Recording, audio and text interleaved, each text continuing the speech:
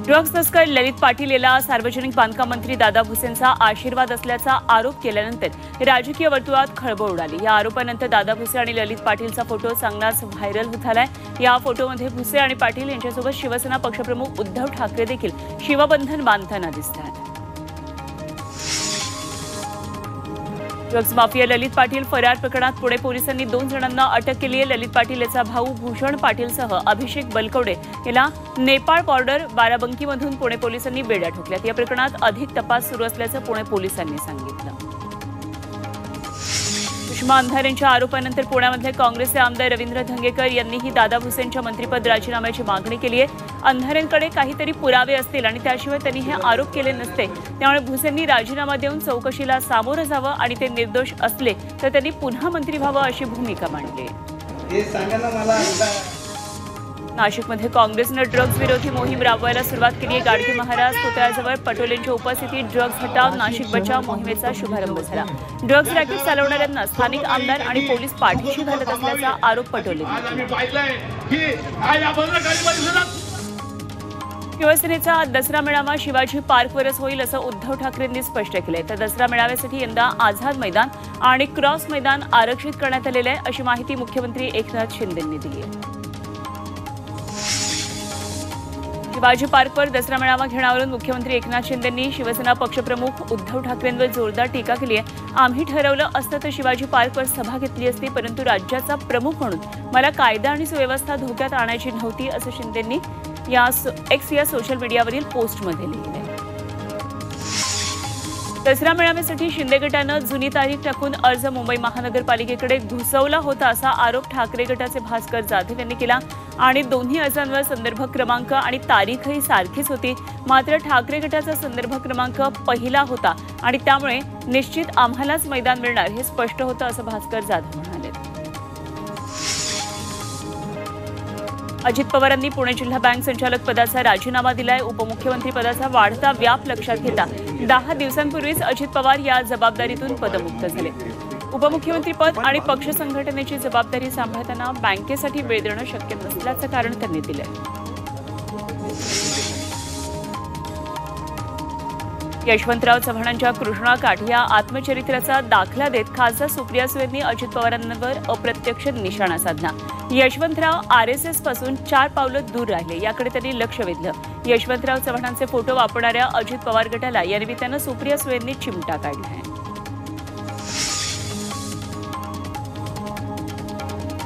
महायुतीच्या सदस्यांनी विधिमंडळ समित्यांचे अध्यक्ष आणि सदस्यांची यादी विधानसभा अध्यक्ष राहुल नार्वेकर आणि उपसभापती नीलम गोऱ्हे यांच्याकडे सोपवली। भाजप, राष्ट्रवादी आणि शिवसेनेच्या समन्वय समितीची महत्त्वपूर्ण बैठक झाली आणि यामध्ये महामंडळ वाटप आणि विधिमंडळातील विविध समित्यांबाबत नावं अंतिम करण्यात आली आहेत।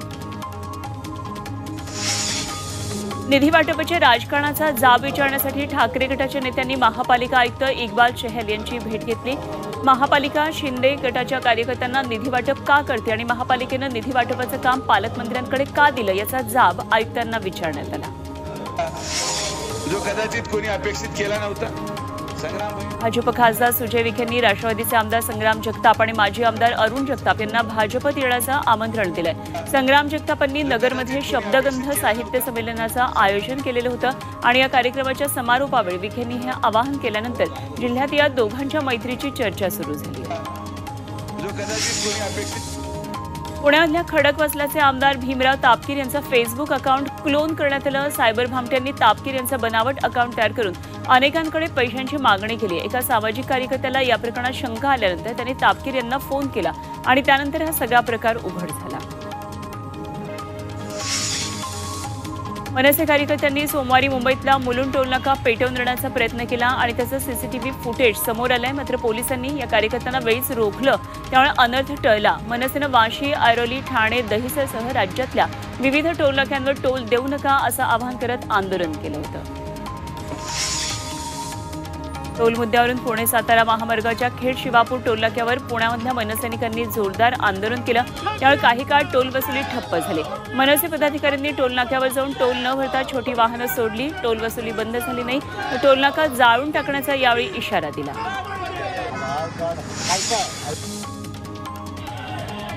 जळगावच्या नशिराबाद टोल नाक्यावर मनसैनिकांकडून टोल मुक्त महाराष्ट्र झालाच पाहिजे अशी घोषणाबाजी करण्यात आली आणि या आंदोलनादरम्यान मनसैनिकांनी चारचाकी वाहनांना टोल न भरता सोडलं। यावेळी नशिराबाद टोल नाक्यावर मोठा पोलीस बंदोबस्त तैनात करण्यात आला। संभाजीनगरमध्ये मनसेनं टोलवरून बॅनरबाजी केली। राज्यात कुठेही टोल भरू नका असं आवाहन करताना टोल घेतलास तर त्याची कॉपी मनसेला पाठवण्याचं आवाहन करण्यात आलंय आणि त्यानंतर पुढची कारवाई मनसे करेल असंही या बॅनरवर लिहिलंय। या बॅनरवर फडणवीसांचा फोटो आहे। शहरात मनसेनं पत्रकही वाटली आहेत।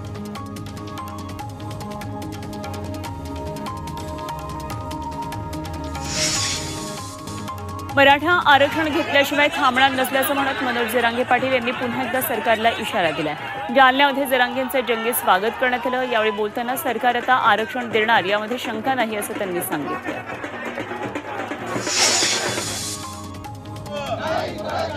धनगर समाजाला अनुसूचित जमाती प्रवर्गामध्ये समाविष्ट करावं यासाठी दसऱ्याला यशवंत सेनेनं अहमदनगरच्या चौंडीमध्ये भव्य आरक्षण दसरा मेळाव्याचं आयोजन केलंय।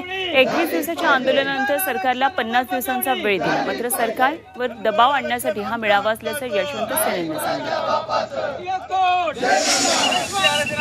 वाशिम पुसद मार्गावर आरक्षणाच्या मागणीसाठी धनगर समाजानं रास्ता रोको केला, त्यामुळे बराच वेळ महामार्गावर वाहतूक ठप्प झाली होती। सरकारनं 50 दिवसात धनगर आरक्षणाचा प्रश्न मार्गी लावण्याचं आश्वासन दिलंय, मात्र त्याची अंमलबजावणी होत नसल्यानं आंदोलक आक्रमक झाले।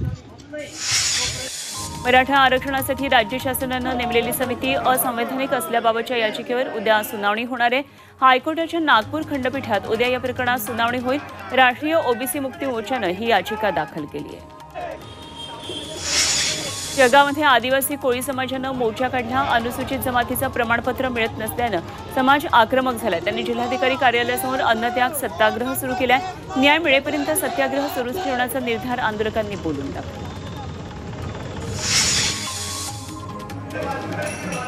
महाराष्ट्रातील आराध्य दैवतांचे सेवेकरी असलेल्या अनुसूचित जमाती आणि भटक्या विमुक्त समाजाच्या लोकांनी मातोश्रीवर उद्धव ठाकरे यांची भेट घेतली। उद्धव ठाकरेंच्या नेतृत्वाला पाठिंबा देण्याचा निर्णय म्हसणजोगी, वासुदेव, कोडमोडे, गोंधळी, चित्रकथी, मेंढगी, बागडी अशा विविध समाजांनी घेतला।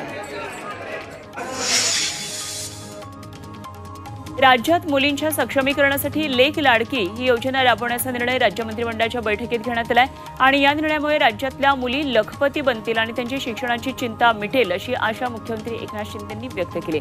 यामध्ये 18 वर्षानंतर मुलीला 1,01,000 रुपये मिळणार आहेत। नमो शेतकरी महासन्मान निधी योजनेच्या पहिल्या हप्त्याला मंजुरी देण्यात आली आहे। या योजनेसाठी 1,720 कोटी रुपयांच्या निधीला सरकारनं मान्यता दिली आहे। त्यामुळे शेतकऱ्याला राज्य सरकारकडून वर्षाला 6,000 रुपये मिळणार आहेत। केंद्र आणि राज्य सरकारचे मिळून वर्षाला एकूण 12,000 रुपये शेतकऱ्याला मिळतील। राज्यातल्या 36 पैकी 24 जिल्ह्यांमधल्या शेतकऱ्यांना कमी पावसाचा फटका बसलाय आणि त्यामुळे नुकसानग्रस्त शेतकऱ्यांना 25% पीक विम्याची रक्कम मिळणार असल्याची माहिती कृषी आयुक्त सुनील चव्हाण यांनी दिली। खरीप हंगाम बहरात असताना जुलै आणि ऑगस्ट महिन्यात अपेक्षित पाऊस पडला नाही आणि त्यामुळे शेतकऱ्यांचं नुकसान झालं। भंडारा जिल्ह्यातल्या धान खरेदी केंद्र बंद राहणारे, कमिशनचे पैसे आणि धान खरेदी केंद्रावर 0.5% घट वाढवून देण्याची मागणी जोर धरते। त्यामुळे यावर्षी धान खरेदी करणार नसल्याचा पवित्रा संस्थांनी घेतलाय। त्यामुळे शेतकऱ्यांवर व्यापाऱ्यांना धान विकण्याची वेळ येणार आहे। उल्हासनगर महापालिका डम्पिंग ग्राउंड ठेकेदारावर पैसे लुटत असल्याचा आरोप नागरिकांनी केलाय। महापालिकेनं कोणार्क कंपनीला शहरातल्या कचरा उचलण्याचा ठेका दिलाय। कचऱ्याच्या वजनावरून कंपनीला पैसे दिले जातात, मात्र शहरातल्या 5 नंबर डम्पिंग ग्राउंडवरचा वजन काटा हा वर्षभरापासून बंद आहे, तरीही ठेकेदाराला पैसे दिले जात असल्याचा आरोप होतोय। नंदुरबारमधल्या धडगाव नगरपंचायतीच्या वतीनं 17 प्रभागांमध्ये औषधांची फवारणी करण्यात आली। सर्दी, ताप, हिवताप आणि डेंगी सदृश आजारांनी शहरातल्या नागरिक हैराण झाले। यामुळे साथीच्या रोगांना आळा घालण्यासाठी नगरपंचायतीकडून उपाययोजना करण्यात येतात। वर्ध्यातल्या झाडे लेआउटमध्ये 15 वर्षांपासून सांडपाण्याची समस्या आहे आणि आता तरी सांडपाणी सावित्रीबाई फुले विद्यालयामध्येच घुसले, त्यामुळे विद्यार्थ्यांना त्रास होतोय।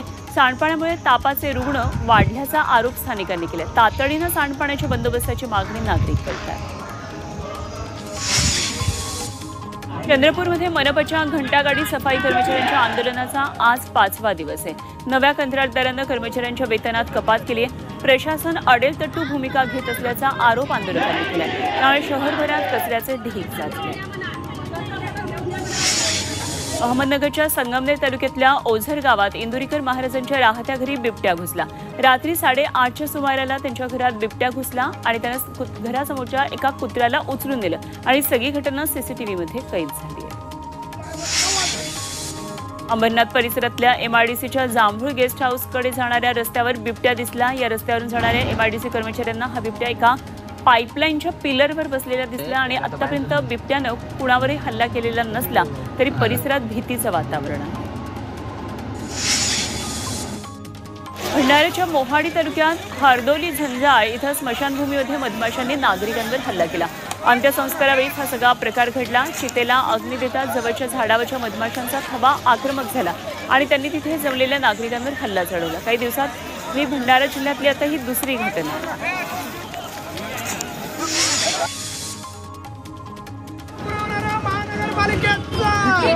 पुणे महापालिकेसमोर राष्ट्रवादीनं ऑक्सिजन आंदोलन केलं। केशवनगरच्या रस्त्याच्या दुरवस्थेवरून पालिका मुख्यालयाच्या प्रवेशद्वारासमोर ऑक्सिजन सिलेंडर लावून राष्ट्रवादीनं प्रशासनाचा निषेध केला। यावेळी महापालिका आयुक्तांविरोधात घोषणाबाजी करण्यात